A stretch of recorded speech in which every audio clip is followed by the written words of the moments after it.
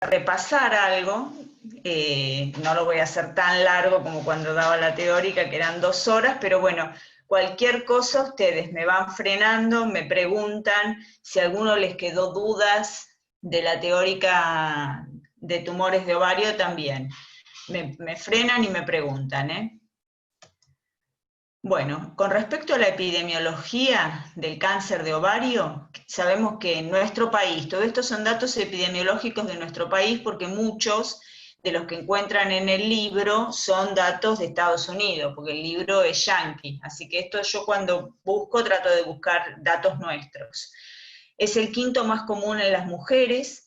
Más de la mitad de los cánceres de ovario se van a dar en mujeres posmenopáusicas, es decir, es un cáncer de las mujeres de edad avanzada, digamos, a partir de la quinta década aproximadamente, siempre hay excepciones.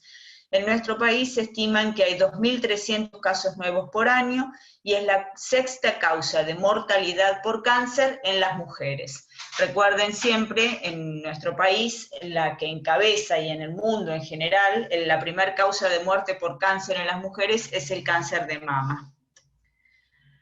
Bueno, un poco para entrar en tema, digamos, la clasificación histológica del cáncer de ovario, ¿en qué se va a basar? Se va a basar sobre todo en las células de origen y dónde se encuentran estas células en el parénquima ovárico.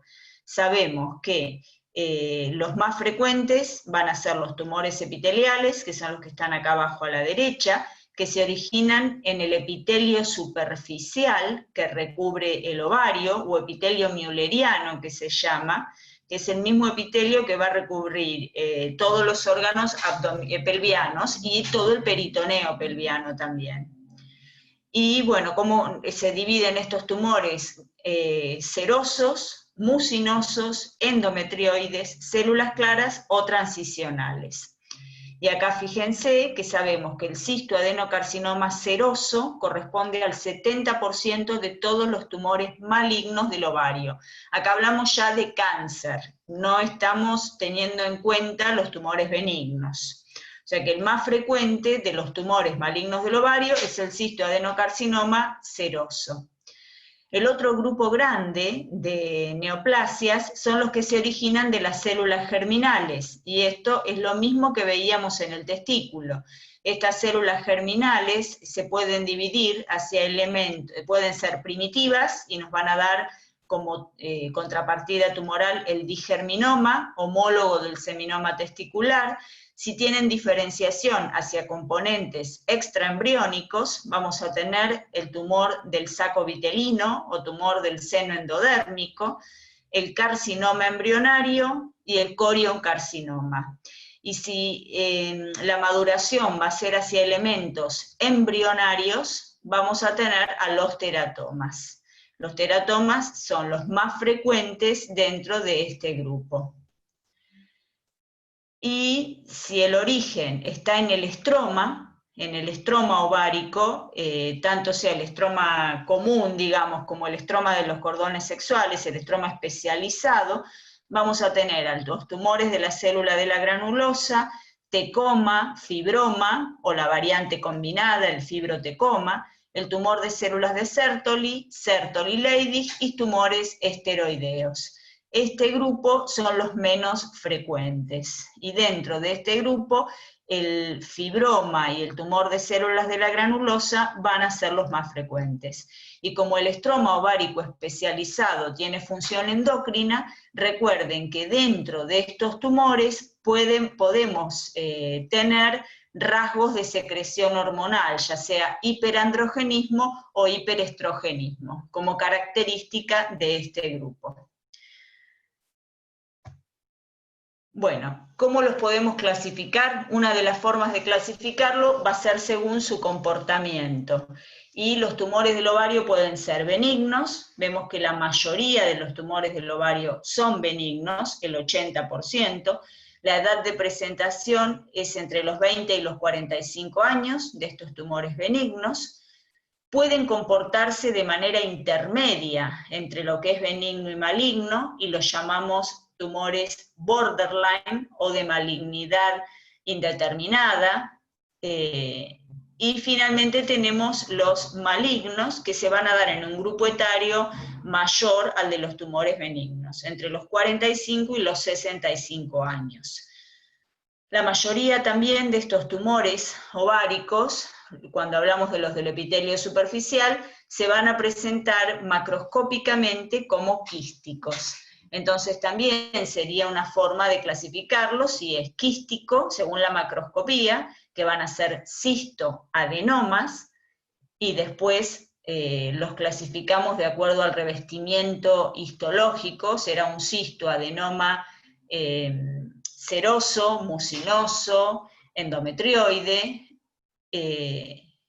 y si tiene un componente sobre todo sólido, será más adenoma y no tanto cisto.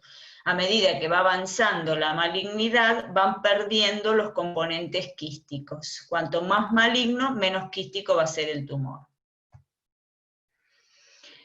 Recuerden que cuando hablábamos de cáncer de cuello uterino, o cuando vamos a hablar de cáncer de mama, un hito que siempre es importante es el tema de la prevención, para lo cual se buscan métodos de detección precoz y métodos de tamizaje para evitar que los tumores se detecten en estadios avanzados.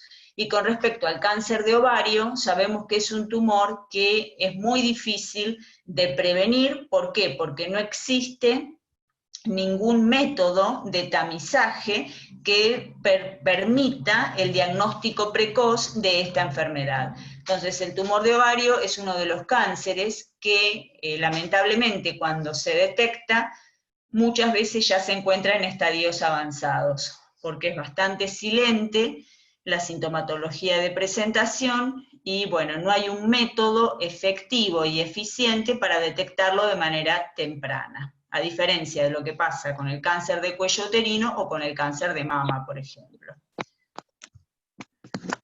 En cuanto a la sintomatología, como ven, no tiene síntomas muy característicos, son síntomas que podrían asociarse a otras cosas o que pueden pasar por alto también, como es la distensión abdominal, aumento del diámetro abdominal ya cuando es un tumor muy grande y cuando hay presencia de líquido ascítico en la cavidad abdominal, que es una de las características de estos tumores. Puede haber dolores pelvianos, puede haber urgencia miccional y trastornos gastrointestinales u oclusión intestinal, y estos últimos tres síntomas van a estar asociados sobre todo con el tamaño del tumor. A mayor tamaño, este tumor va a comprimir la vejiga y va a dar la urgencia miccional, y puede comprimir también los intestinos y por eso debutar con trastornos gastrointestinales o con oclusión intestinal. Pero como ven, la sintomatología es bastante vaga. Como factores, digamos, que pueden colaborar en el desarrollo de esta neoplasia, hay algunos factores ambientales, como es la obesidad. Se ve que hay una asociación estadísticamente significativa entre la obesidad y el riesgo de cáncer, como con varios otros cánceres, ¿no? Por ejemplo, con el endometrio. Recuerden que también la obesidad estaba fuertemente asociada al cáncer de endometrio, sobre todo el endometrioide de tipo 1, ¿y esto con qué tiene que ver? Tiene que ver con la conversión periférica de los estrógenos. A mayor cantidad de tejido adiposo va a haber mayor tenor estrogénico en esa paciente, y obviamente esto tiene que ver con el riesgo de cáncer, en este caso de ovario, también del endometrio, y también se dice con el cáncer de mama que la obesidad también es un factor de riesgo. El consumo de cigarrillos aumenta también el riesgo de cáncer de ovario, y se lo vio más asociado con el tipo histológico mucinoso. Otros factores de riesgo que aparecen son la menarca temprana y la menopausia tardía, el hecho de no tener hijos, asociado también a la esterilidad, y estos tres factores tienen que ver también con periodos, digamos, más periodos fértiles de la mujer, más, no me sale la palabra, más exposición estrogénica también. Una mujer que tiene mucho tiempo desde una menarca y con una menopausia tardía tiene más ciclos, hay mayor posibilidad de ovulaciones y mayor exposición estrogénica, y eso lo convierte en factor de riesgo para el cáncer de ovario. La endometriosis, sobre todo, va a estar asociada al subtipo histológico endometrioide del cáncer de ovario, el síndrome de ovario poliquístico, la terapia de reemplazo hormonal en la menopausia solo con estrógenos. Y acá van apareciendo otra vez varias de las cosas que tienen que ver con la exposición estrogénica. Y también algunas de las cosas que aparecen es que no hay si hay más cantidad de ovulaciones en una mujer que es nuligesta o que es estéril, que no tuvo embarazos en su vida, tiene mayor tiempo de ciclos y mayor exposición estrogénica que una mujer con embarazos, y más ovulaciones también. Ya cuando veamos el origen que se postula, vamos a entender por qué la ovulación tiene que ver con el riesgo de cáncer de ovario.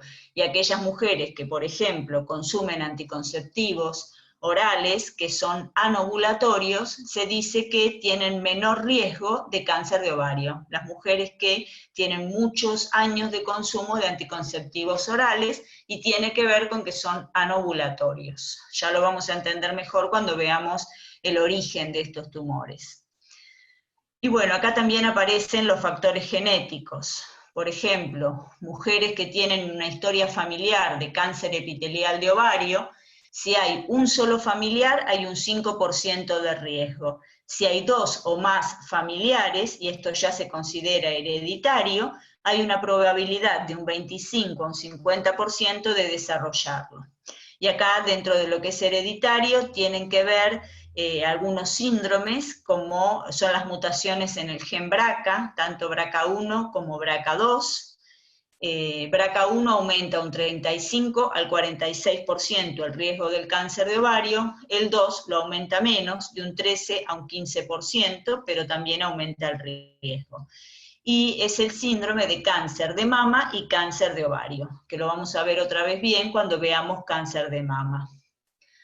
Síndrome de Lynch, tipo 2, que era el síndrome de cáncer colorectal no poliposo, tiene inestabilidad de los microsatélites. Los microsatélites eran estas secuencias repetitivas de ADN que lo que hacen es corregir las alteraciones en el ADN, y justamente están codificados por estos genes que son el MSH2, MLH1, MSH6 y PMS2.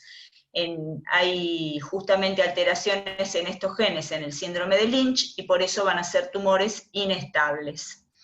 Y recuerden, es cáncer colorectal, además de cáncer de endometrio, y acá aparece también el ovario. Y otros como la anemia de Fanconi, Li-Fraumeni o síndrome de Cowden, que también tienen dentro de la lista larga de otros tumores, aparece el ovario como un posible cáncer que se va a dar en estos síndromes hereditarios.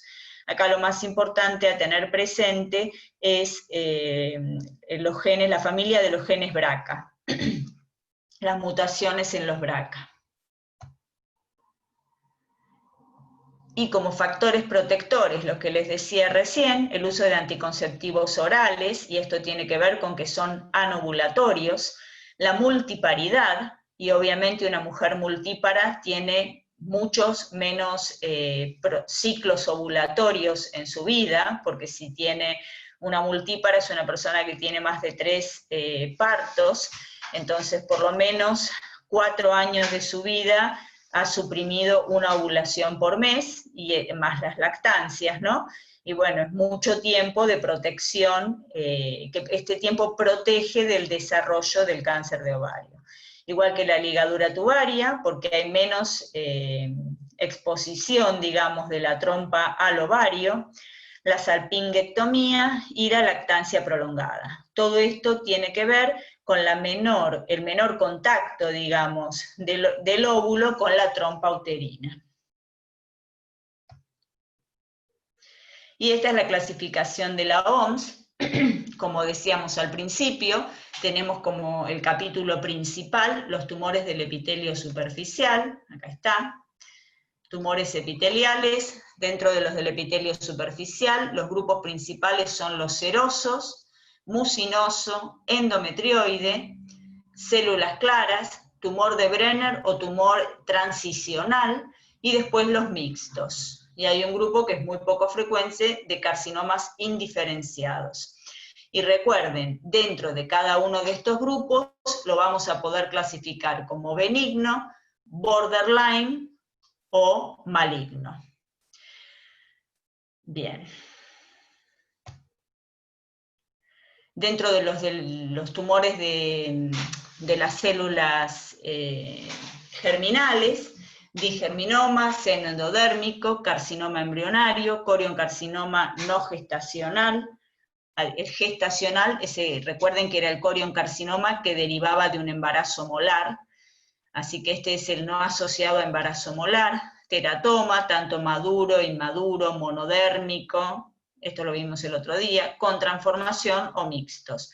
Y dentro de este grupo, los más frecuentes van a ser los teratomas. En general, en el ovario, los teratomas van a ser maduros, a diferencia del testículo, que muchas veces, si aparece un teratoma, tiene un componente inmaduro y muchas veces está asociado con otros tumores de células germinales. En general, en el ovario van a ser formas puras. Y bueno, y el otro grupo grande es el tumor de los cordones sexuales y del estroma de los cordones sexuales, y acá tenemos los fibromas, con sus diferentes variantes, celular, la variante maligna, fibrosarcoma, que es rarísimo, célula de Sertoli, de Leydig, granulosa del adulto, granulosa juvenil, de los cordones sexuales con túbulos anulares, cordón sexual y estroma mixtos, y células Sertoli-Leydig. Y acá recuerden también, lo más importante que ustedes no pueden dejar de saber, son los tumores de células de la granulosa y las fibromas y sus variantes. Son los más frecuentes. Todos los demás son muy, muy raros.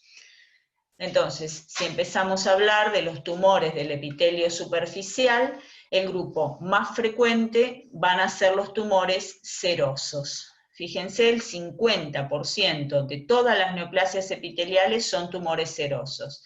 Y si tenemos en cuenta que dentro de todos los tumores del ovario, el 80% o más corresponde a los del epitelio superficial, los serosos por lejos son mucho más frecuentes. El 70% van a ser benignos y borderline, solamente el 30% son malignos, pero también recuerden que la neoplasia maligna más frecuente es el carcinoma seroso, pero dentro de los serosos solamente un 30% son malignos. Pueden ser quísticos o sólidos, y cómo están caracterizados microscópicamente, porque este epitelio es un epitelio de tipo tubario. Es un epitelio cilíndrico, ciliado, y que va a tener células claras. Es idéntico al epitelio de la trompa uterina. Entonces, ¿cuál es la teoría que, digamos, que se sustenta en la actualidad acerca del origen de estos tumores? Porque no se sabía por qué aparece un tumor que tiene un epitelio que es de aspecto de la trompa uterina dentro del ovario. Entonces, lo que se piensa hoy día es que el origen estaría en la formación de estos quistes simples que se van a formar dentro del ovario, y que el origen es, durante la ovulación, hay desprendimiento de células de la trompa uterina, siempre estas células están en íntimo contacto con la superficie del ovario, se van a desprender, y en el momento de la ovulación va a quedar como una herida, por así decirlo, en la superficie ovárica, acá se ve bien. Las células tubarias van a penetrar en este sector, que va a estar lacerado momentáneamente debido a la ovulación. Esto se va a invaginar y van a formar estructuras quísticas, quistes simples, donde el epitelio que va a revestir estos quistes simples va a ser de origen tubárico. Esto es lo que se postula como origen, ¿no? Entonces, estas células, estos quistes, pueden tener dos tipos de mutaciones, por así decirlo. Si presentan mutaciones en la vía del P53, va a desarrollarse un tumor de alto grado, un carcinoma de alto grado. Si las mutaciones se van a dar en los genes KRAS y BRAF, va a ser un carcinoma de bajo grado. Acá, de acuerdo, digamos, a la vía de las mutaciones, van a ser diferentes las evoluciones. ¿Qué es lo que sucede cuando hay mutaciones en el P53? El primer paso va a ser el desarrollo de un carcinoma seroso y posteriormente se va a desarrollar el carcinoma de alto grado. Un carcinoma intratubario sería, esta es la sigla, carcinoma seroso intratubario, que puede evolucionar a un carcinoma de alto grado. En cambio, cuando las mutaciones se dan en la vía del KRAS y del BRAF, va a haber un paso intermedio hacia un tumor seroso borderline, y de acá va a evolucionar a un carcinoma invasor de bajo grado. El borderline, recuerden que es homólogo al tumor in situ, porque en el borderline nosotros tenemos una importante proliferación epitelial, pero no hay invasión del estroma. Entonces la secuencia sería desde un quiste simple, mutaciones en KRAS y BRAF, el desarrollo de un tumor borderline, homólogo a un tumor in situ, y posteriormente a un carcinoma de bajo grado. Y como hoy decíamos, se postula entonces que las células desprendidas de la trompa se implantarían en la superficie del ovario y después, tras las sucesivas mutaciones genéticas, desarrollarían estos dos tipos de tumores. Tumores de bajo grado o tumores de alto grado. Y acá sabemos cuáles son los... Bueno, la menstruación retrógrada también es una teoría que se postula, esto es para los carcinomas endometrioides. Recuerden que cuando hablábamos el otro día de endometrosis, había dos teorías, una era la teoría de la menstruación retrógrada o teoría metastásica, que es la implantación, digamos, de células de tipo endometrial sobre la superficie del ovario también. Y esto daría origen al carcinoma endometrioide y al carcinoma de células claras. Primero podría haber focos de endometrosis que evolucionen hacia un tumor borderline, tanto endometrioide como de células claras, y posteriormente, cuando infiltra, se va a transformar, por así decirlo, en un carcinoma endometrioide invasor o un carcinoma de células claras invasor. Entonces, si nosotros volvemos a recapitular la clasificación, tenemos la histogénesis, ya sabemos que los carcinomas, lo que se postula hoy día, estarían originados en el epitelio tubario, y que de acuerdo a qué vía genética se vea afectada, pueden ser tumores de bajo grado, como son los tumores serosos de bajo grado, los tumores mucinosos y el tumor endometrioide de bajo grado, o si tiene otras alteraciones genéticas en la vía del P53, tendremos los carcinomas de alto grado, como es el carcinoma seroso de alto grado o el carcinoma endometrioide de alto grado. No hay carcinoma mucinoso de alto grado. Entonces, si volvemos a los serosos y teniendo presente que pueden ser benignos, borderline y malignos, el primer paso es el tumor seroso benigno. ¿Y cómo se va a presentar? Como una gran masa, con una superficie lisa.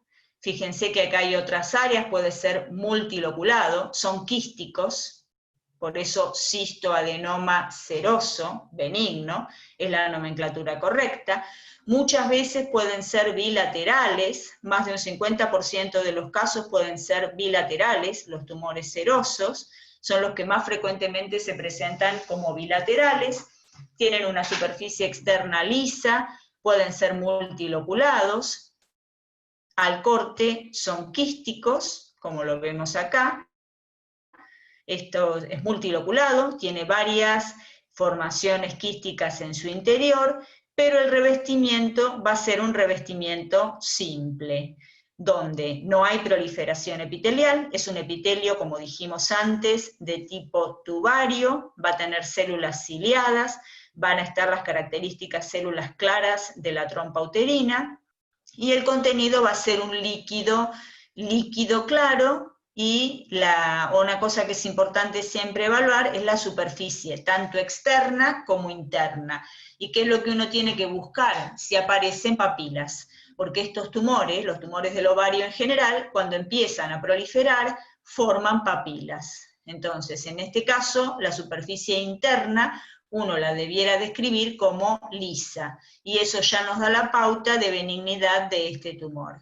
Muchas veces estos tumores al patólogo nos lo mandan en congelación, es decir, el ginecólogo se encuentra operando una masa ovárica y para saber cómo tiene que continuar la cirugía, qué tipo de cirugía le va a hacer, manda el tumor, anatomía patológica, nosotros lo que hacemos es evaluar la superficie externa, ver que no haya papilas, ver que la cápsula esté indemne, y después se corta y obviamente evaluamos el contenido, si es un contenido líquido o si es un contenido mucoso, si es un contenido hemorrágico.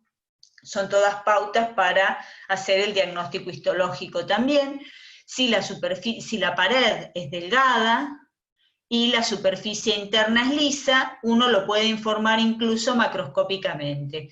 Hacer un estudio citológico, evaluamos células cilíndricas, células ciliadas, y ya con eso podemos decir que es un cistoadenoma seroso benigno. Después obviamente se confirmará con el diagnóstico en diferido.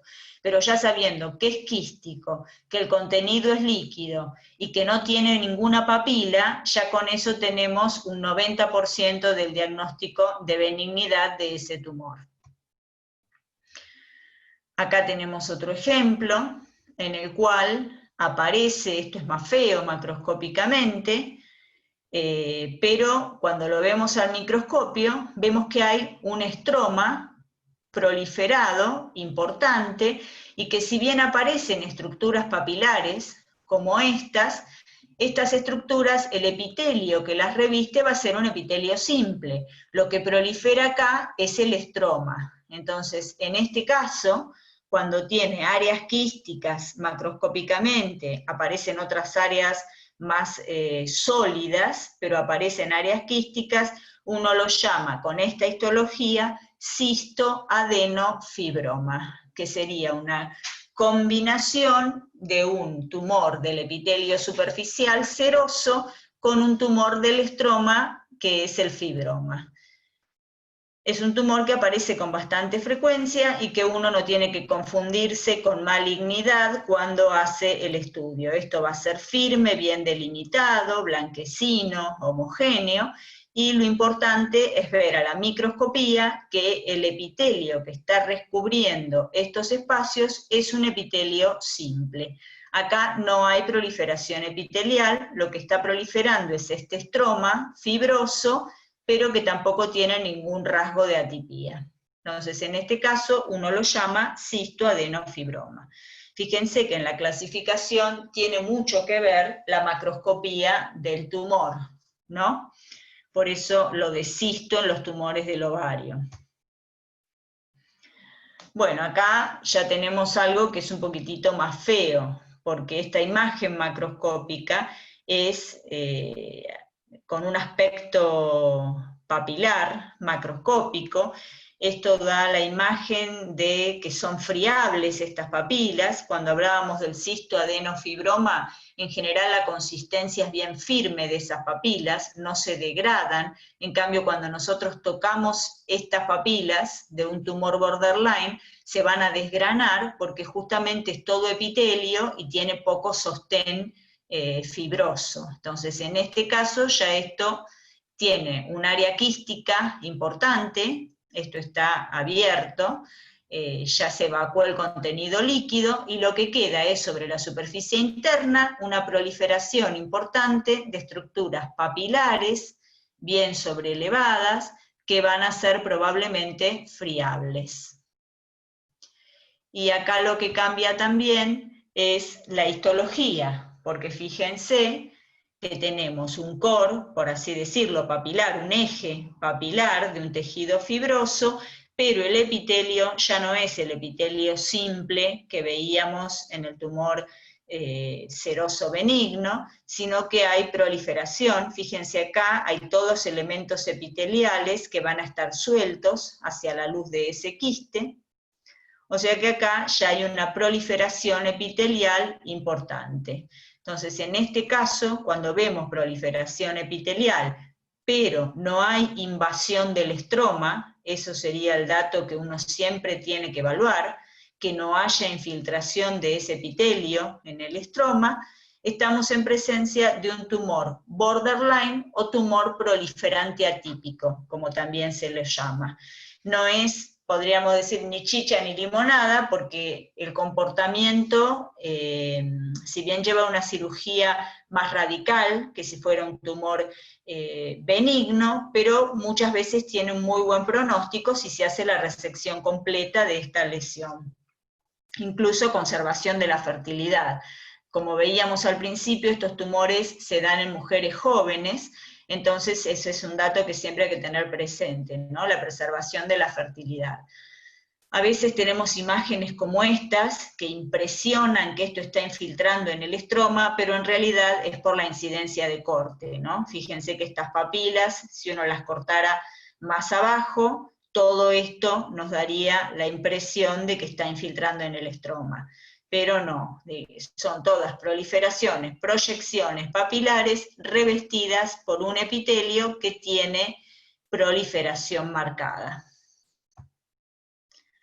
Acá hay una variante, que es el tumor seroso borderline micropapilar. ¿Por qué? Porque tiene papilas delgadas, múltiples, que salen de un eje conectivo vascular. Es como cabeza de medusa, se le llama esto, ¿no? Fíjense, acá es el corte transversal de una papila, y todo esto es como si fueran las viboritas de la cabeza de medusa, que salen de ese eje conectivo vascular, igual que acá también, ¿no? Entonces, esta lesión, el tumor seroso borderline de variante micropapilar, es el precursor del carcinoma seroso papilar de bajo grado, es decir, el que sigue la vía de mutaciones de KRAS y BRAF, según decíamos al principio. Entonces, también recuerden que los carcinomas de alto grado no presentan un estadio borderline, sí lo hacen los tumores de bajo grado. Por eso los tumores de bajo grado, si se diagnostican tempranamente porque aparece sintomatología o porque es un hallazgo, porque se está estudiando por otra cosa a la paciente, muchas veces los de bajo grado pueden tener una buena evolución. En cambio, el carcinoma de alto grado, en general, se va a diagnosticar en estadios avanzados y tiene un pronóstico malo.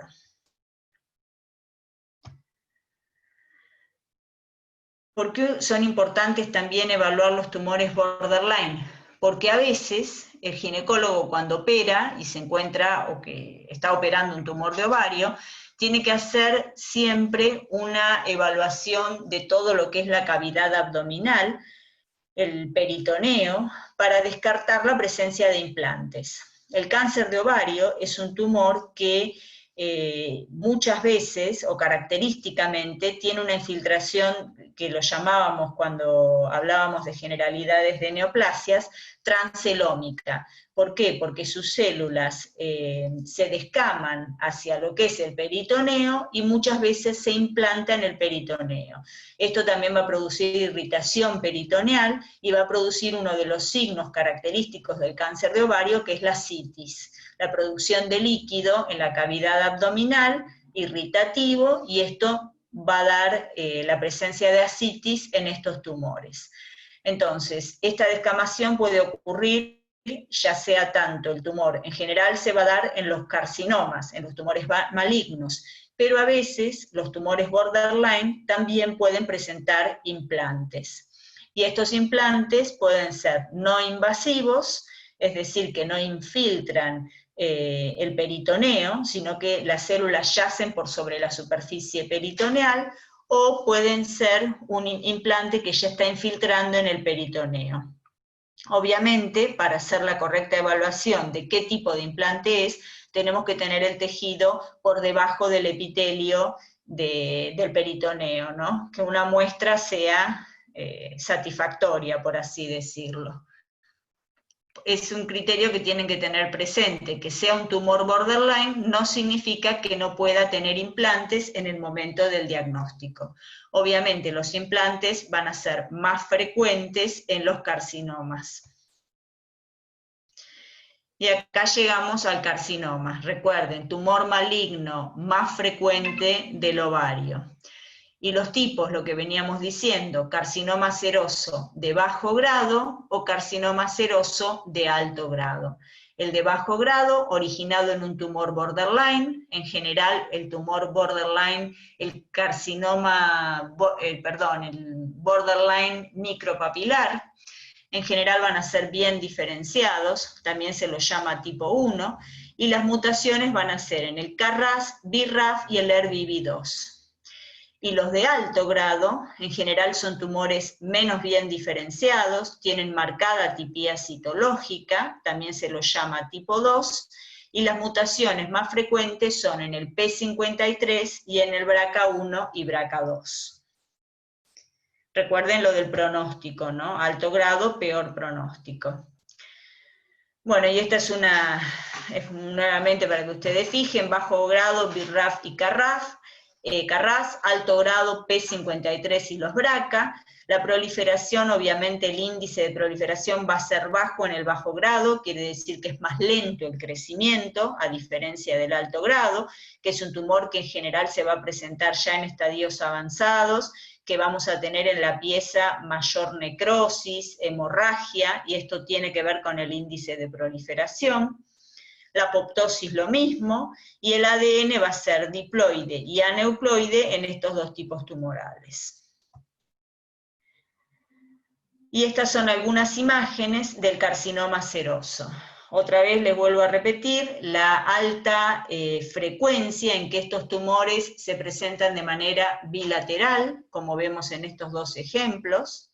Acá lo que se hace es la nexohisterectomía total, que muchas veces también, el ginecólogo también lo que tiene que hacer es el muestreo de todo lo que es la cavidad, los fondos de saco, el diafragma, el grado de diafragma, tiene que hacer un estudio de toda la cavidad pelviana y del líquido ascítico, para poder estadificar a estas pacientes. Vemos que acá tenemos un tumor donde la superficie ya está comprometida, es una superficie irregular, con múltiples formaciones papilares, y esto es muy importante también de informarle al ginecólogo acerca de la indemnidad de la cápsula que recubre el tumor. ¿Y por qué es esto? Porque cuando la cápsula está rota, es mucho más probable que ese tumor ya se haya implantado en la cavidad peritoneal. Entonces la indemnidad de la cápsula es algo que siempre nos preguntan los ginecólogos y nosotros tenemos que constarlo en nuestro estudio, ¿no? Acá probablemente también hay un aumento del tamaño del ovario, también es irregular, pero mucho menor que el del otro lado. Y acá también, otra cosa que es importante es que recuerden cuando veíamos el tumor seroso simple, el cistoadenoma seroso simple, que era totalmente quístico. Acá fíjense, hay una superficie con múltiples formaciones papilares, con áreas de hemorragia. Las áreas más blanquecinas pueden ser áreas de fibrosis o de necrosis, igual que acá. Acá en este sector conserva algo del área quística, hay otras áreas microquísticas, pero obviamente es predominantemente sólido. Y esto tiene que ver también con la histología que nosotros vamos a ver. Cuanto más proliferación epitelial, más sólido va a ser el tumor. Y cuando nos llega en congelación y ya tiene estas características, acá muy probablemente se trate de un carcinoma, porque ya es todo sólido. Siempre hablando de las variantes del epitelio superficial, ¿no? Recuerden que hay otros tumores, como el tumor de células de la granulosa, que también puede ser sólido, y que sin embargo no tiene el comportamiento maligno de un carcinoma seroso.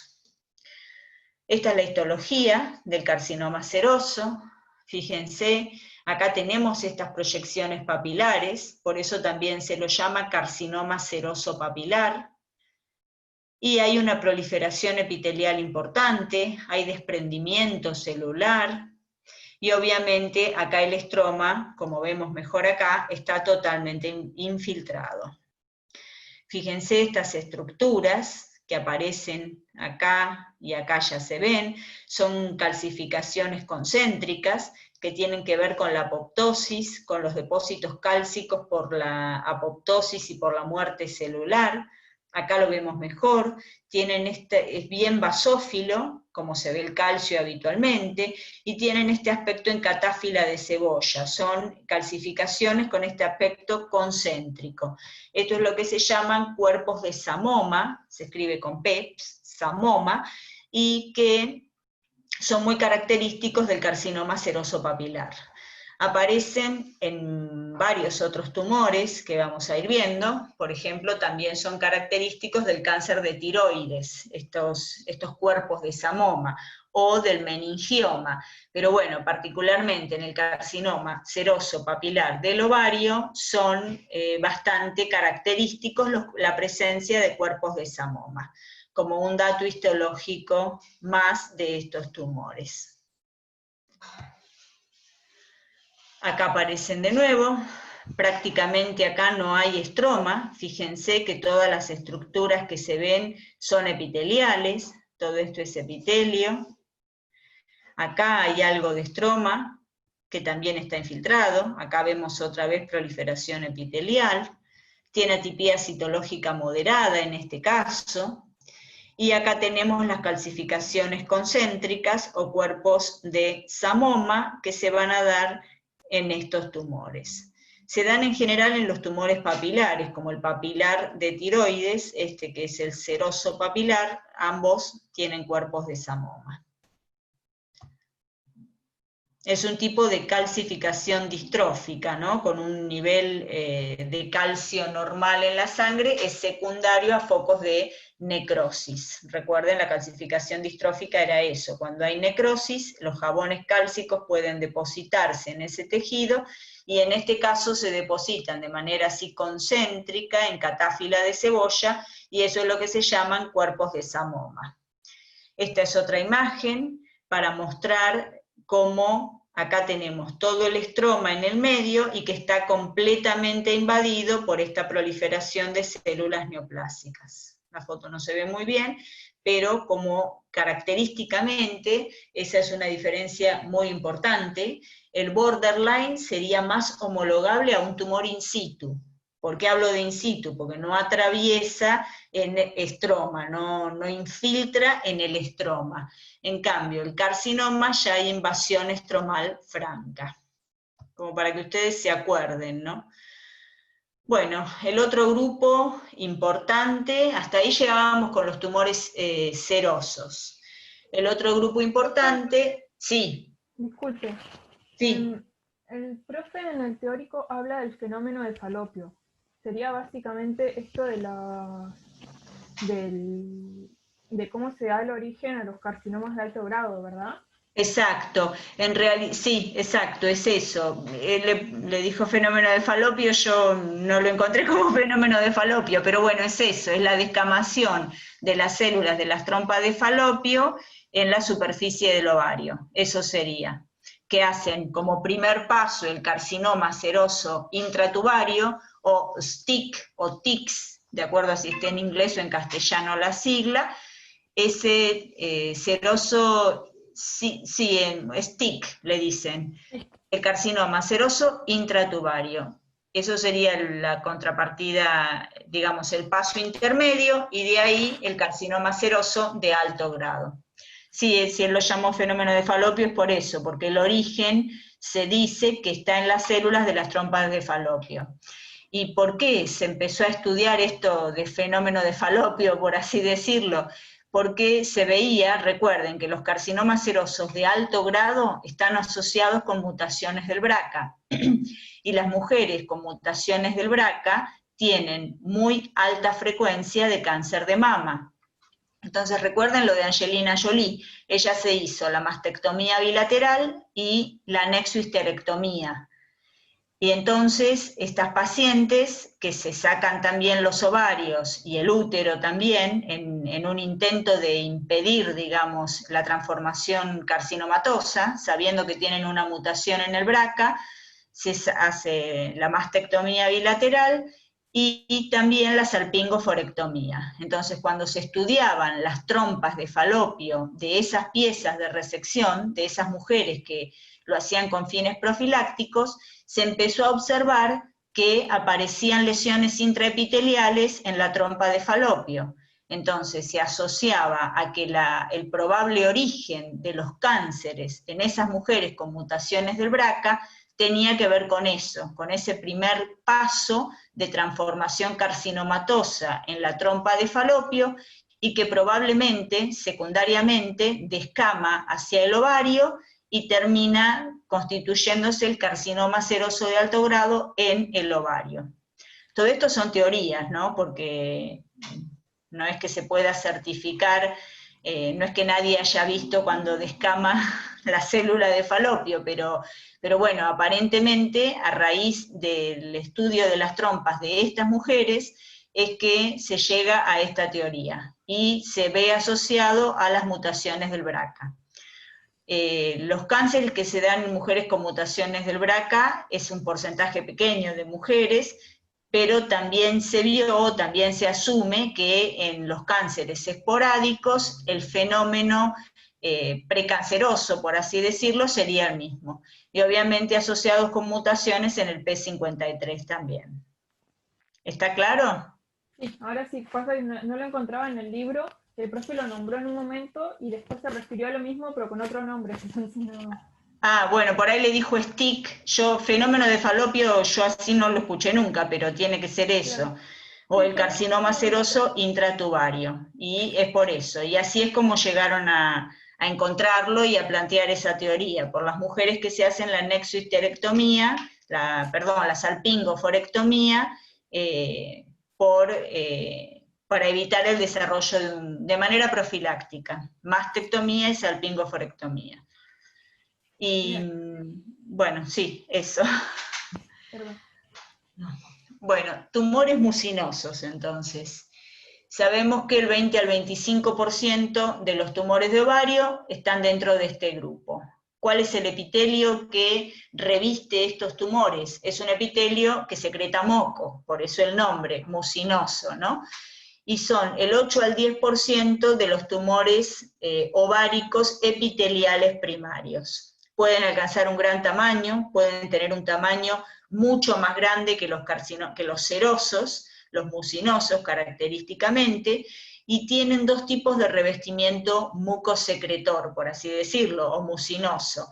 Puede remedar el endocérvix o puede remedar el intestino. Entonces el epitelio mucinoso puede ser de tipo endocervical o de tipo intestinal. Ambos dos son productores de moco. Entonces, el contenido de estos tumores, recuerden que acá se aplica lo mismo, cuanto más benigno, más quístico. La diferencia es que el contenido no va a ser líquido como en el seroso, sino que va a ser un contenido mucoide, va a ser un contenido de moco espeso. Ya macroscópicamente van a ser distintos. Y justamente por tener esta característica de revestimiento de tipo intestinal, algunos de ellos, es que a veces pueden confundirse con metástasis de gastrointestinal, ¿no?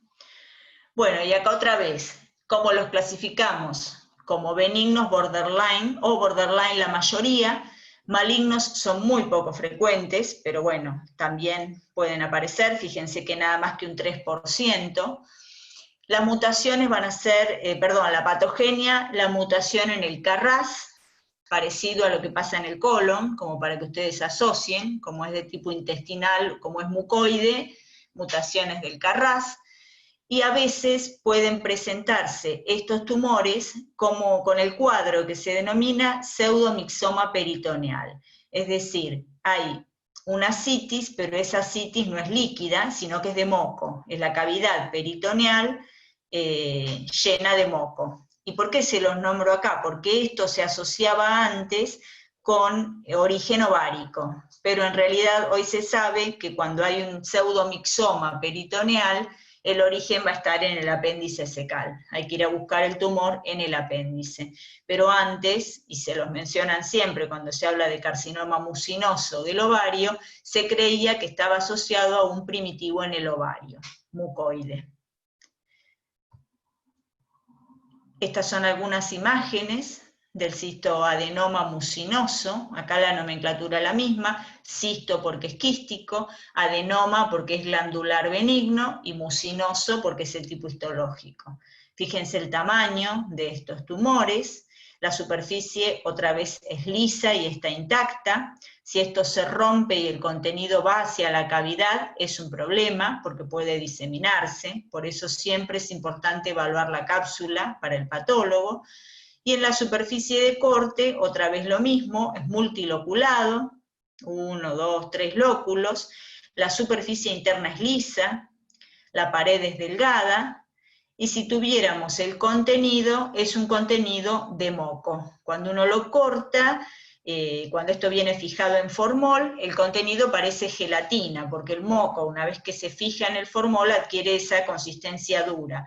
Así que es diferente al seroso, que el contenido es líquido. Y cuando lo recibimos en fresco, en una congelación, ahí vemos bien ese material mucoide, filante, que sale del interior de estos lóculos. Otra vez, a mayor aumento, es multiloculado, de superficie lisa, y el contenido es mucinoso. La contrapartida borderline, fíjense que hay una mayor proliferación epitelial, las células son mucosecretoras, son células altas, es parecido al endocérvix en este caso. Si fuera más de tipo intestinal, tendríamos células más claras, algunas células caliciformes, pero el endocérvix también secreta moco, así que es lo mismo macroscópicamente. Y son estas células proliferando, pero no hay infiltración del tejido de sostén, del tejido subyacente. Por eso es proliferante atípico o borderline. De malignidad intermedia también le llaman, ¿no? Porque está en el medio entre un maligno y un benigno. Acá es más de tipo intestinal. Fíjense que acá estas son células caliciformes, como son las células que se ven en el intestino. Son pseudoestratificadas. Este es el eje conectivo vascular de una papila. También es mucinoso, cistoadenoma mucinoso papilar, también se lo llama borderline, porque también tiende a la configuración papilar, al igual que el seroso, y siempre sin invasión en el border del estroma. En cambio, en este caso, donde ya encontramos acá focos de infiltración del estroma, que acá se ven a mayor aumento, la foto es mala igual, pero fíjense que acá se ve este revestimiento mejor, como más de tipo borderline, papilar, hacia la luz, pero ya en este foco está infiltrando en el estroma. Entonces deja de ser borderline y se convierte en un cistoadenocarcinoma mucinoso. A ver, no sé si me están preguntando algo en el chat.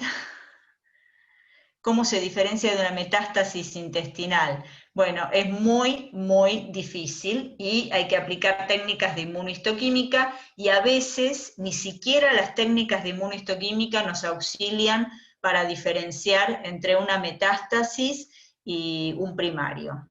Se nos plantea muchas veces eso, a nosotros nos vienen muchos tacos en consulta en el hospital y para hacerle técnicas de inmunohistoquímica y a veces el oncólogo y bueno, plantea una paciente que tiene antecedentes de un cáncer de colon y que ahora presenta una masa en el ovario, y a veces ni siquiera con la inmunohistoquímica podemos hacer la diferencia. Así que es muy buena la pregunta porque es algo que se da habitualmente. Hay que ir a los datos clínicos, hay que revisar bien toda la pieza y ahí, bueno, más o menos jugarse, digamos, por algún diagnóstico, pero a veces ni siquiera la inmunohistoquímica nos ayuda para eso. Es una muy buena pregunta porque es algo muy difícil de diferenciar. Y acá otra vez, otra imagen. Fíjense que acá hay más atipía citológica, ¿no? Acá se ve bien este epitelio mucosecretor, probablemente de tipo endocervicoide, y acá ya es la diferenciación, tiene mucha más atipía, mucha proliferación epitelial y mucha más atipía citológica. Recuerden que cuando hablamos de alto grado y bajo grado, si los dividimos así, a los cánceres de ovario, el mucinoso está dentro de los carcinomas de bajo grado. No hay carcinoma mucinoso de alto grado. Bueno, y el mucinoso también puede ser bilateral, pero la frecuencia de bilateralidad va a ser menor que en el seroso. Bueno, el otro tipo era el carcinoma, o el tumor, perdón, endometroide. Son el 6 al 8% de todos los tumores epiteliales. Son iguales, digamos, a los que observamos en el endometrio, al carcinoma endometroide. Es exactamente igual la histología. En un 50% van a ser bilaterales. En general no llegan a un gran tamaño como el mucinoso. A veces se va a presentar con enfermedad multifocal, y esto puede llegar a tener que ver con el antecedente de alguna endometrosis. A veces se presentan en endometrio y en ovario de manera simultánea.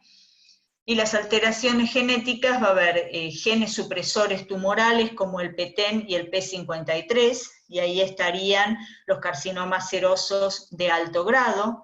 Otra vez los genes que reparan el ADN, que son los de la inestabilidad de microsatélites, y otros oncogenes como el KRAS y la vía de la beta-catenina.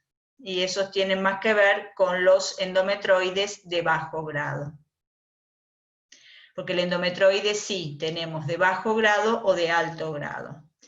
Y acá otra vez también lo podemos dividir como cistoadenoma, endometroide, benigno, borderline y maligno. Fíjense cómo acá también nos va a ayudar mucho lo que es la macroscopía, porque tenemos estos lóculos que van a tener este aspecto o esta coloración hemorrágica, como veíamos en el quiste achocolatado, y esto es característico del endometroide. ¿Por qué? Porque como es igual al endometrio, va a tener también sangrado. Entonces tiene ese aspecto característico, diferente a lo que veíamos en el mucinoso y diferente a lo que vemos en el seroso también.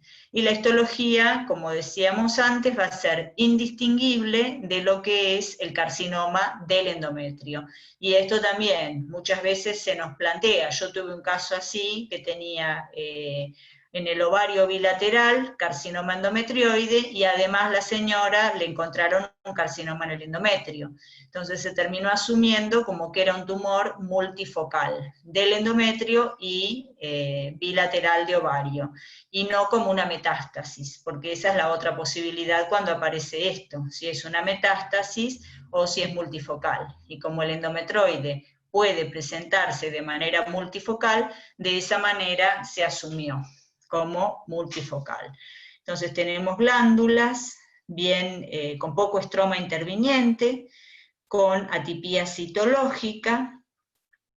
Acá hay algunas estructuras como papilares, pero el revestimiento va a ser de mucosa de tipo endometrial. El de células claras es medio primo hermano, por así decirlo, del carcinoma endometrioide, porque lo que se supone es que remeda el endometrio hipersecretor, y por eso tiene ese aspecto de células claras. Es poco frecuente, puede ser sólido quístico, pueden encontrarse zonas de endometriosis y de carcinoma endometrioide, y fíjense que las mutaciones van a ser iguales en Petén y en Carras, y la inestabilidad de microsatélites, igual que en el endometroide. Y clínicamente, a veces estas pacientes se pueden presentar con hipercalcemia e hiperpirexia, como un dato clínico que puede ayudar en el diagnóstico. Son realmente muy, muy poco frecuentes. Esta es la histología, es parecido a lo que veíamos en el riñón. Los tumores de células claras en general, la histología es parecida en cualquier órgano. Fíjense, tienen como estructuras glanduliformes o medio morulares, que están constituidas por células con un citoplasma abundante y claro, parecen de aspecto vacío. Fíjense, acá algún núcleo excéntrico, tiene una atipía citológica moderada, muy parecido al carcinoma renal de células claras. Siempre lo que es de células claras es parecido, y muy primo hermano, por así decirlo, del endometroide. El otro grupo es el de tumor de células transicionales. Las células van a remedar el urotelio, por eso es un tumor ovárico primario, pero la celularidad va a ser semejante a las células transicionales de la vejiga.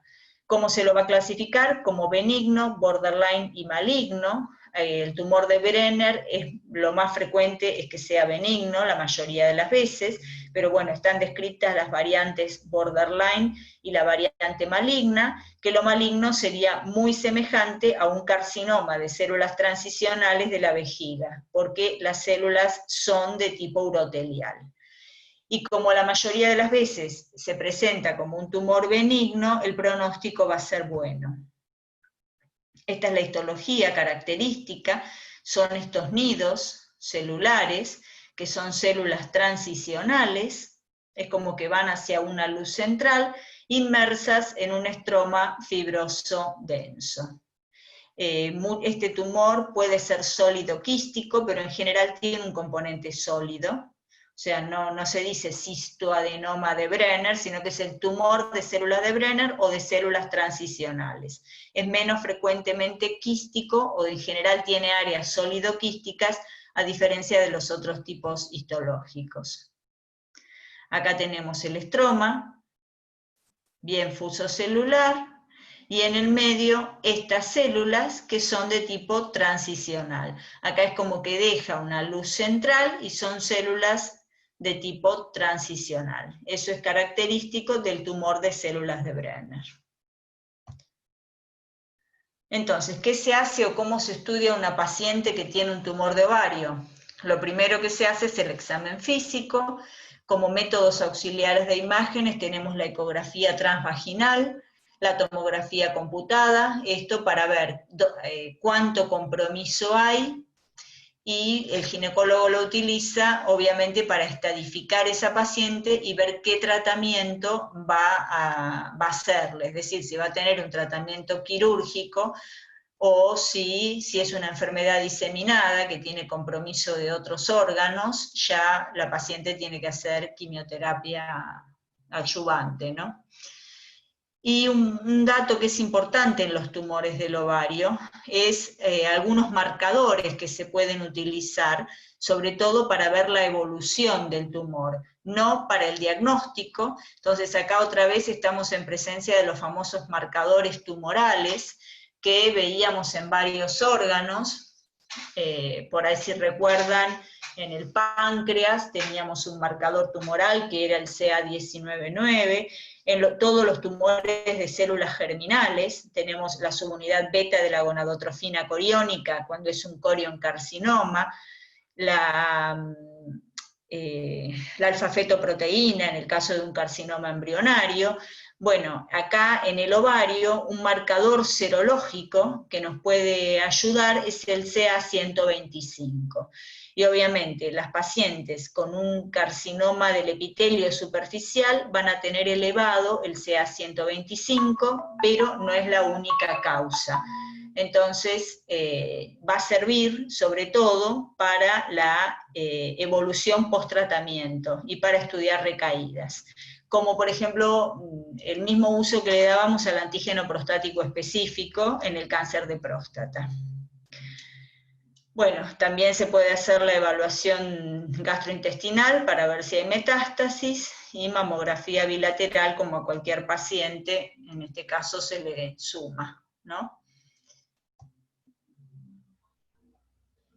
Bueno, ¿y para qué? Esto obviamente es para planificar el tratamiento. Es lo que se llama, que hacen los, tanto sea los ginecólogos como los cirujanos, es la estadificación. Es lo que nosotros vimos, que el patólogo hace la estadificación patológica, pero corre por cuenta del médico tratante, en este caso el ginecólogo, evaluar el resto de la economía para ver qué estrategia de tratamiento va a hacer con esa paciente. Si la paciente está en un estadio avanzado de la enfermedad, esto es que ya tenga metástasis en órganos a distancia o compromiso peritoneal extenso, es una paciente que no se va a poder realizar una cirugía. Por eso es importante siempre la estadificación de cualquier paciente oncológico. Y para estadificarla, otra vez acá, igual que en el endometrio, igual que en el cáncer de cuello uterino, vamos a utilizar la estadificación de la FIGO, de la Federación Internacional de Ginecología y Obstetricia, que en general esta estadificación va a ser parecida al TNM, fíjense que también es de 1 a 4 el estadio, pero bueno, los ginecólogos tienen su propio sistema de estadificación y esto se rige por la FIGO. Sería el homólogo a la estadificación con TNM, por ejemplo, en el cáncer de pulmón o en el cáncer de colon. Acá en este caso se utiliza la estadificación para cáncer de ovario de la FIGO, que obviamente no tienen que sabérsela ustedes de memoria. Bueno, a ver acá qué dice. Diseminación. ¿Cuáles son las vías de diseminación? Característicamente, una cosa que es bastante característica del ovario es lo que les decía al principio, el desprendimiento local a peritoneo, implantación y luego invasión local al intestino y a la vejiga. Los implantes peritoneales, la vía transcelómica del primer parcial, por así decirlo, es una de las vías preferidas del cáncer de ovario. Se disemina localmente a través de las cavidades, eso es, y la cavidad en este caso es la cavidad pelviana y la cavidad abdominal. Entonces van a aparecer implantes en esos sectores. Y obviamente también, por extensión hacia órganos contiguos, puede comprometer intestino y vejiga. Por ganglios linfáticos, como todo carcinoma, los ganglios linfáticos positivos en el estadio 1, un 24%, en el estadio 2, un 50%, 3 y 4, un 74% de ganglios comprometidos. Y otra característica del cáncer de ovario, como les decía, va a ser la presencia de ascitis. Ascitis ya sea por bloqueo de ganglios linfáticos o por compromiso local de la cavidad del peritoneo. Son cualquiera de las dos vías. Y por vía hematógena, como cualquier tumor. Recuerden que los carcinomas en general van primero por vía linfática y después por vía hemática, a diferencia de los sarcomas. Particularmente el ovario utiliza la vía transcelómica con mucha frecuencia. Y por vía hematógena, pulmón, hígado, cerebro, piel y huesos, como la mayoría de los cánceres. Pero es muy frecuente la enfermedad localmente avanzada, que se llama en el cáncer de ovario. Hay mucho compromiso pelviano, presencia de ascitis, puede haber incluso pelvis congelada, por infiltración de vejiga e infiltración de intestino, en el debut de estas pacientes, que cuando es un carcinoma, en general se presenta como ya avanzado.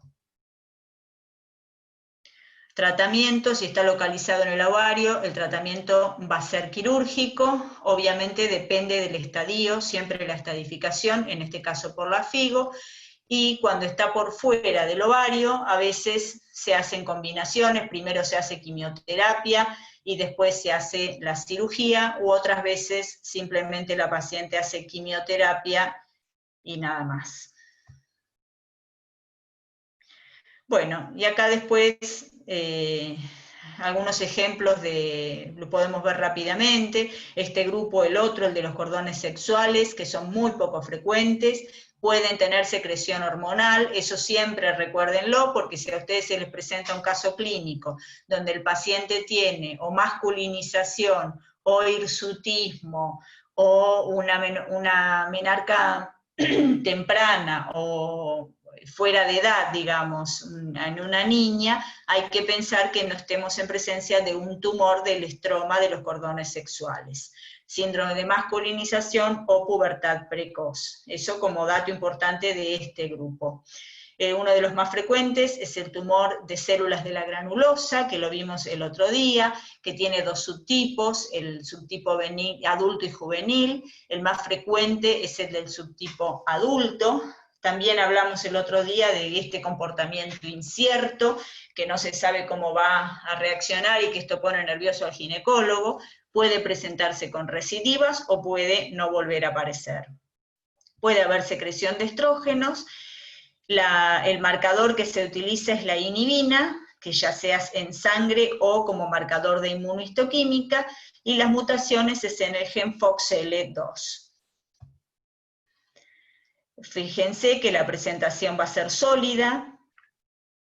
Esta es la forma juvenil, por eso para que lo recuerden. Histológicamente van a ser iguales, forma adulta y forma juvenil. En las niñas puede presentarse con una menarca temprana, y estas imágenes las vimos el otro día, son los cuerpos de Kollexner, característicos de este tumor, y las células en grano de café, hendidas, también sin atipía citológica, características de esta neoplasia. Otra imagen a mayor aumento, histológicamente van a ser iguales. A ver si alguien me pregunta algo. Menarca temprana. Y ahí hay que evaluar. Primero los antecedentes familiares. ¿Qué se considera menarca temprana? Me preguntaron. De la niña, ¿no? Habría que ver, yo, ahí bien, acá me dicen antes de los 11, puede ser que sea antes de los 11, depende la historia también familiar, porque hay niñas que se desarrollan a los 10 años, habría que ver, puede ser antes de los 11, con exactitud no lo sé, yo tenía entendido por ahí un poco más chica incluso, a los 9, pero depende mucho de la historia, yo no sé bien, te mentiría si te digo, pero yo creía que era a los 9. Por eso, una niña pequeña que se desarrolla, bueno, y que hay una masa en ovario, uno tiene que inclinarse a pensar en uno de esos tipos tumorales. Bueno, el otro grupo, dentro de este grupo, el otro tipo histológico más frecuente son los fibromas y los tecomas. En general son unilaterales o fibrotecoma, ¿no? Hay fibroblastos bien diferenciados, son los fibroblastos del estroma ovárico, puede haber luteinización con estas células más claras y productoras de estrógeno, y ahí constituye un fibrotecoma. Se va a presentar como una masa ovárica, y acá recuerden lo que hablábamos el otro día de este síndrome, que es con ascitis, hidrotórax y con masa ovárica. Y sí, probablemente el hidrotórax va a ser por el drenaje linfático obstruido. Esta es la forma de presentación, una masa ovárica que en general no llegan a tener gran tamaño, son bien sólidas, aspecto arremolinado, blanquecino. Y esta es la misma imagen que veíamos el otro día, como tiene este aspecto de tejido fibroso, de un tejido como de aspecto cicatrizal, y porque no es más que eso, un tejido fibroso, bueno, se me fue la foto de la histología, es un tejido fibroso maduro. Dentro de los de células germinales, 15 al 20% de los tumores ováricos, es el segundo grupo en frecuencia, la mayoría son teratomas benignos, quísticos o sólidos, y son similares a los que encontramos en el testículo. Este cuadro ya lo vimos y lo dijimos al principio. Teratoma, maduro, benigno y quístico, tiene tejidos de las 3 capas embrionarias. Monodérmico es cuando hay un solo tipo histológico, y lo más frecuente es que sea tejido tiroideo, y es lo que se llama estruma ovárico, o carcinoide, que es un tipo de tumor de células argentafines, que se da sobre todo en el apéndice, y a veces podemos tener este tipo tumoral en un teratoma, el único tipo histológico, entonces es monodérmico. Y los inmaduros van a ser malignos, prepúberes y mujeres jóvenes, y en general van a ser sólidos y presentan neuroepitelio. Acá es la imagen que veíamos el otro día, todo ese material sebáceo y con pelos, quístico, el componente histológico, cartílago inmaduro, queratinización, y el neuroepitelio, que es el símbolo, digamos, es lo que uno tiene que buscar descartar siempre, la presencia del neuroepitelio, porque esto le imprime un grado de inmadurez y de malignidad a este tumor. Digerminoma es el otro grupo, deriva de la célula germinal, sin diferenciaciones, digamos, es homólogo al seminoma, 2% de las neoplasias ováricas, la mayoría se va a dar entre la segunda y tercera década de la vida, presenta las mutaciones en el gen c-KIT, igual que el seminoma, y por eso la tinción inmunohistoquímica que se puede utilizar es con el CD117, son unilaterales la mayoría de las veces, sólidos y responden muy bien a la quimioterapia, igual que la contraparte testicular. Recuerden que tanto el seminoma como el disgerminoma son tumores altamente curables, porque son muy respondedores a los tratamientos, ya sea radioterapia o quimioterapia. Esta es una imagen histológica de un disgerminoma, perdón, una macroscopía de un disgerminoma.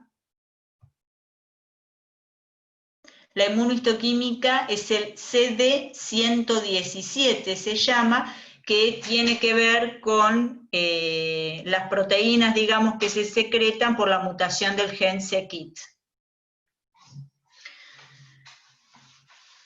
A ver. Bueno, sólidos. Es muy parecido al del testículo, obviamente puede llegar a tener un tamaño mayor que en el testículo por la localización, y la imagen es exactamente igual. Son estas células poliédricas, grandes, con una tipía citológica moderada, y que van a estar separadas por estos tractos fibrosos que característicamente tienen un infiltrado linfocitario, que eso es característico tanto del seminoma como del disgerminoma. Y últimos, digamos, porque no son primitivos del ovario, pero que hay que tenerlos presentes de todas maneras, es la presencia de metástasis. Son las metástasis más frecuentes van a ser de neoplasias de origen mülleriano, como es el útero, la trompa, ovario contralateral y peritoneo, pero pueden aparecer metástasis de otros cánceres, como es el cáncer de mama y del tubo digestivo, colon, estómago, vía biliar o páncreas. Y acá aparece otro síndrome, se lo llama tumor de Krukenberg, cuando hay metástasis bilateral en ovario y el origen es digestivo. Y sobre todo lo vamos a ver con el carcinoma gástrico indiferenciado con células en anillo de sello. Eso es lo que llamamos tumor de Krukenberg, metástasis bilateral en el ovario y un carcinoma, en general un carcinoma indiferenciado del estómago.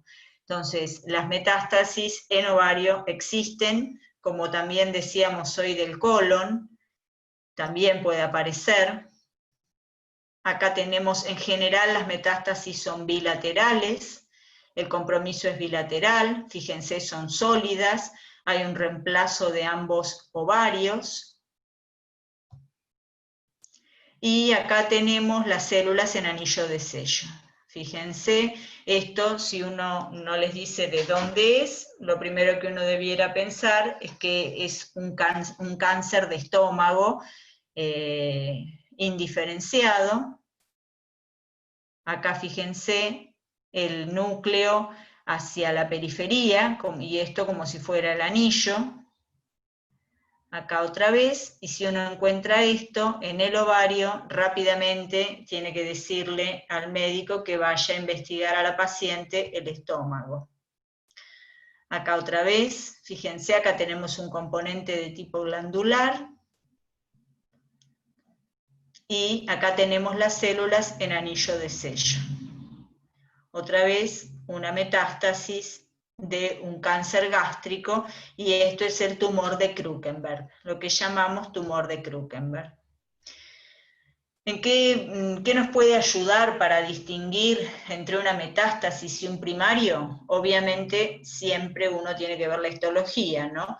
Pero la bilateralidad, el tumor metastásico en general es bilateral, vimos que muchos de los tumores primarios del ovario también lo son, así que no sería de gran utilidad, pero una cosa que es importante es el tamaño, que las metástasis en general tienen menor tamaño que los tumores primitivos del ovario. Entonces, si nosotros encontramos este tumor y es bilateral y vemos que el tamaño no es muy grande, tenemos que pensar siempre un tumor maligno, que no tenga un tamaño muy grande y bilateral, nos tenemos que plantear que no sea una metástasis. Y bueno, entonces para finalizar, esto creo que se los mostré el otro día también, recordar los del epitelio superficial, los más frecuentes, el carcinoma seroso, el más frecuente de los malignos, los benignos son más frecuentes, mayores de 20 años, células germinales en segundo lugar, el teratoma acá primero y el grupo etario es menor, los del estroma de los cordones sexuales son poco frecuentes, fibroma y células de la granulosa como los más frecuentes, y las metástasis, obviamente va a ser variable la edad, porque depende de dónde vengan, y la proporción también no es alta de metástasis en el ovario, pero existen. Yo he visto más metástasis en ovario que tumor de célula de Sertoli Leydig, por ejemplo. Y recuerden, entonces, acá, dentro de los metastásicos, tener presente el tumor de Krukenberg, que es metástasis bilateral en ovario de un primitivo digestivo, en general de un carcinoma indiferenciado de estómago, y otro síndrome, cuando estamos hablando de los tumores del estroma de los cordones sexuales, el síndrome de Meigs, que se va a dar con el fibroma ovárico, hidrotórax y ascitis. Y bueno, ese es lo último. Sí, era la última diapo. No sé si quieren preguntarme algo más. ¿Alguien tiene alguna duda? Hablé demasiado. Yo, profe, Sí. cuando habló del carcinoma de células claras, habló de que el paciente se podía presentar con hipercalcemia y con algo más, pero no alcancé a escuchar y me dio pena. Hiperpirexia. ¿Cómo? Hiperpirexia. No, Con hiperpirexia. aumento de la temperatura. Ah, Hiperpirexia. está bien. Ahí está. Gracias.